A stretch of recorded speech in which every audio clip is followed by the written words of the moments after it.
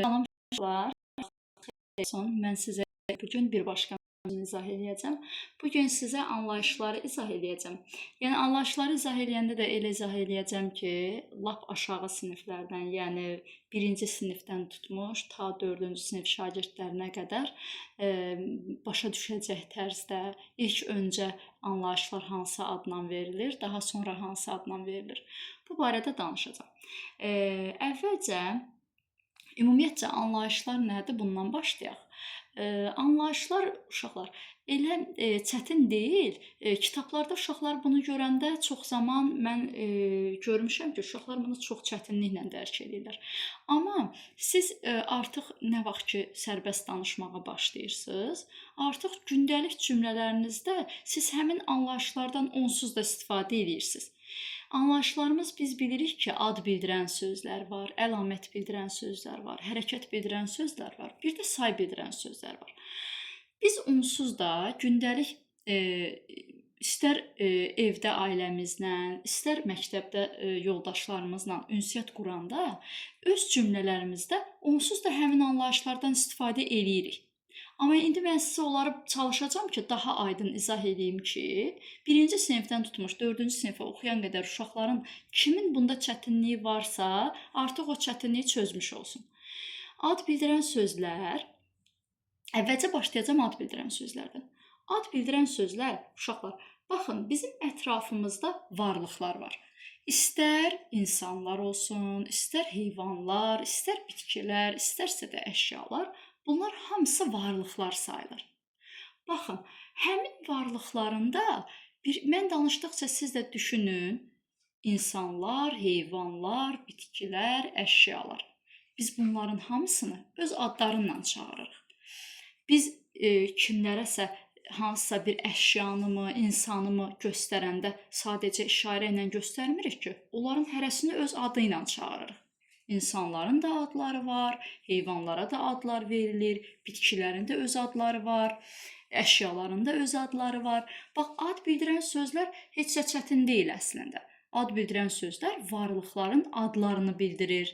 Ad bildirən sözlər, uşaqlar, ad bildirən sözlər. Başlıqlarımızı da qeyd eləyirəm. Yenə də kimsə nədəsə çətinlik çəksə, videonu geriyə fırlasın, yenidən baxsın. Baxın, ad bildirən sözlər. Uşaqlar, yenə deyirəm, ad bildirən sözlər adından da göründüyü kimi varlıqların adlarını bildirir. Kim, nə, bir də hara sualına cavab verir. Uşaqlar, mən bayaq sizə dedimi, ad bildirən sözlər insanları, heyvanları, bitkiləri, əşyaları bildirir. Bir də ad bildirən sözlər yer də bildirir. Məkan bildirir. Baxın, burada kim sualı var? Kim sualı nə vaxt ki siz varlığın insan olduğunu gördünüzsə, həmin varlığa kim sualını verəcəksiniz. Bax, məsələn, deyirəm ana.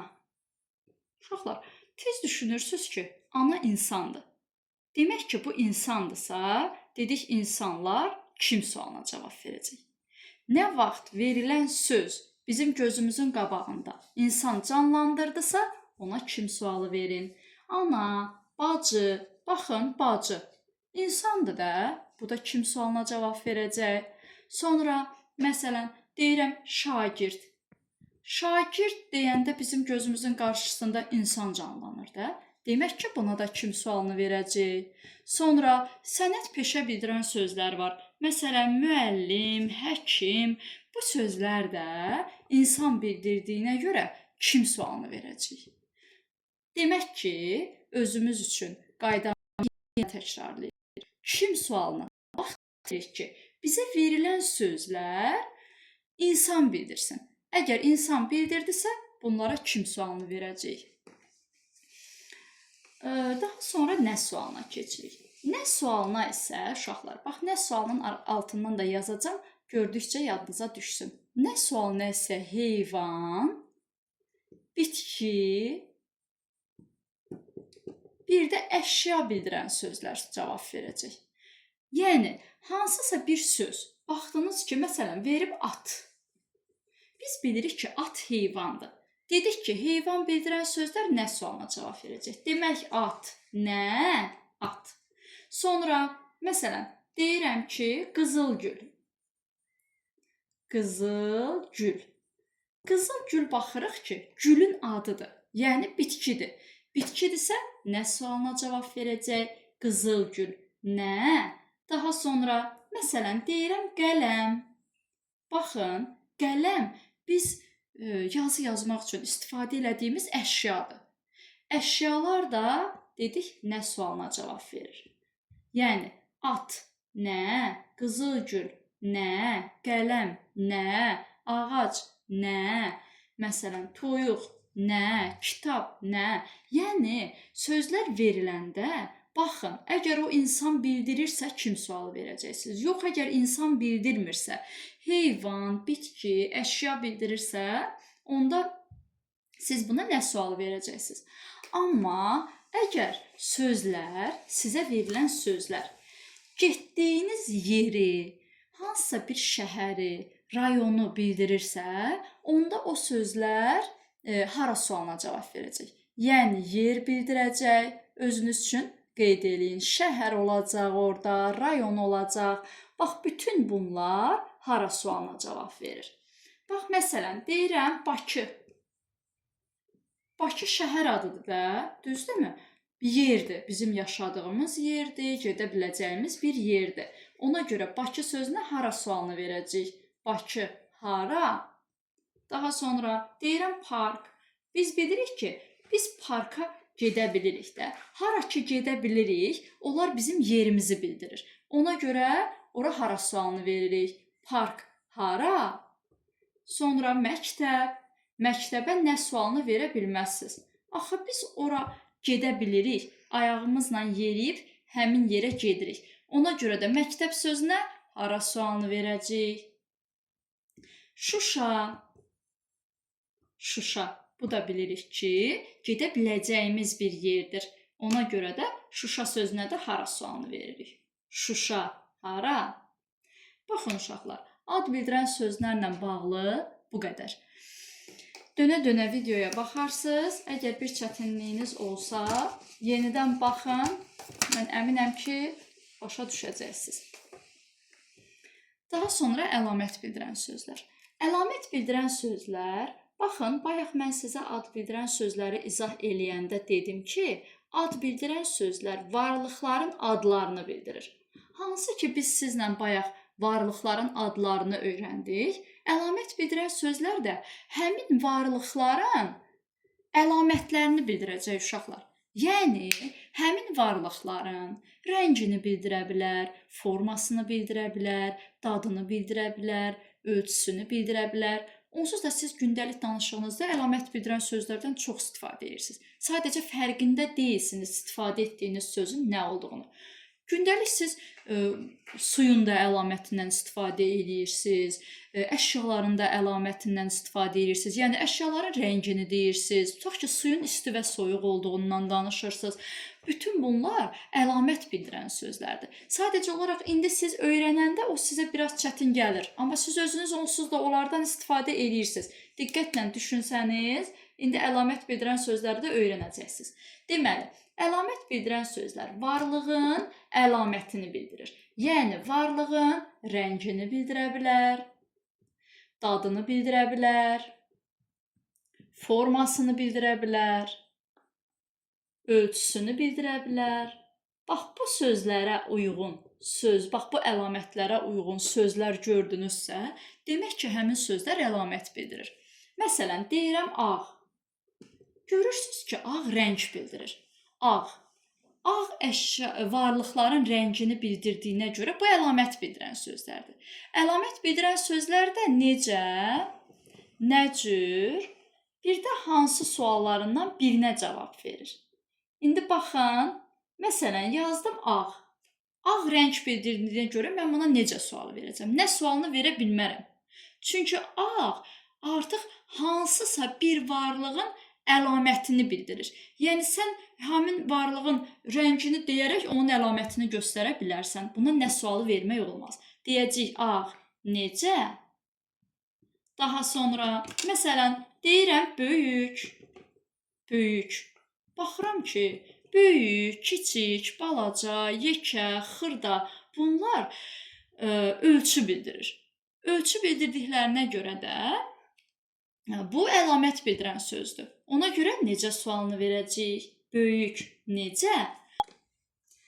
Uşaqlar, daha sonra məsələn yazıram uzun sov. Uzun sov sözünə baxanda görürük ki, uzun sov nəyinsə formasını göstərir. Məsələn deyirəm uzun sov qab. Qabın formasını göstərə bilər. Onda uzun sov forma göstərdiyinə görə demək ki, bu da əşyanın formasını bildirir. Yəni əlamətini göstərir. Ona görə də buna da necə sualını verəcəyik. Necə? Daha sonra burada insanlara məxsus olan xüsusiyyətlər də verilə bilər. Məsələn, deyirəm ki, qayğıkeş. Qayğıkeş. Baxın, bu da insanın xarakteridir də. Qayğıkeş ana deyirəm məsələn. Necə ana? Burada da qayğıkeş sözü necə sualına cavab verir. Daha sonra uşaqlar, məsələn, deyirəm maraqlı. Maraqlı da xüsusiyyət bildirir də. Məsələn, maraqlı kitab. Necə kitab? Daha sonra məsələn deyirəm dadlı. Dadlı yemək deyirəm məsəl üçün. Dadlı necə? Baxın, görürsüz dad bildirdi. Ona görə necə sualına cavab verdi. Məsələn deyirəm şirin. Bu da meyvələrin, hansısa bir şirniyyatın şirin olduğunu bildirir. Görürsüz, bu da dad bildirdi. Ona görə necə sualını veririk? Şirin necə? Acı necə? Daha sonra məsələn deyirəm soyuq. Baxın, soyuq da burada əlamət bildirir. Soyuq necə? Məsələn deyirəm soyuq hava, soyuq su. Necə su?